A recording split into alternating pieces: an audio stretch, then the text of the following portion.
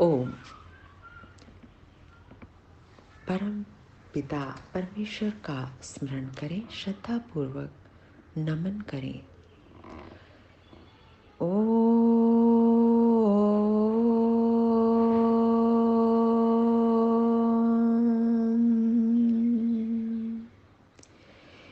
शन्नो मित्रः शं वरुणः शन्नो भवत्पर्यमा शन्नो इन्द्रो बृहस्पतिः शन्नो विष्णुरुक्रमः। ओम। आइए वेद वाणियों की ऋचाओं का उच्चारण करें और प्रभु का स्तवन करते हुए स्वयं को अशुभ से बचाने का प्रयास करें। वेदवाणियों को अपना अस्त्र बनाते हुए हम प्रभु प्राप्ति के मार्ग पर चलें। ऋग्वेद का प्रथम मंडल 8वां सूक्त और चौथा मंत्र। विषय चल रहा है कि देश को कैसे हम शत्रुओं से सुरक्षित करें। महर्षि दयानंद सरस्वती जी बताते हैं कि किस प्रकार मनुष्य किसको धारण करके शत्रुओं को जीत सकते हैं। इस मंत्र में भी यही बात आगे बढ़ाई गई है कि शत्रुओं का पराभव किस प्रकार हो, किस प्रकार हम शत्रुओं को जीत लें। मंत्र के ऋषि हैं मधुछंदा, देवता इंद्र हैं और छंद गायत्री स्वर षड्ज है। मंत्रों के माध्यम से प्रभु हमें हर पल सचेत, सुरक्षित, जागरूक करते हैं और हम इनको वेदवाणी के माध्यम से स्वयं को सुरक्षित कर पाते हैं, अपनी देश की सीमाओं को सुरक्षित कर पाते हैं। इसी बात को हम देखेंगे इस मंत्र में। मंत्र का शीर्षक है शत्रु का पराभव। मंत्र पाठ करते हैं। ओम वयं शूरैभिः अस्त्रेभिः इन्द्र त्वया युजा वयं सासह्यां प्रतन्यतः वयं सासह्यां प्रतन्यतः। ओम।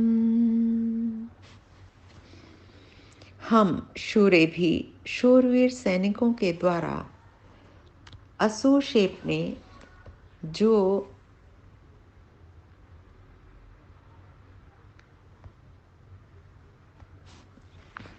अस्त्रों के फेंकने में अत्यंत कुशल हैं, उन सैनिकों द्वारा हे इंद्र, शत्रुओं के विदारण करने वाले प्रभु, त्वया युजा सहायभूत आपके साथ हम प्रत्यंतयतः सेना के द्वारा संग्राम की कामना वाले शत्रुओं को सासह्याम पूर्ण रूप से पराभूत कर सकें।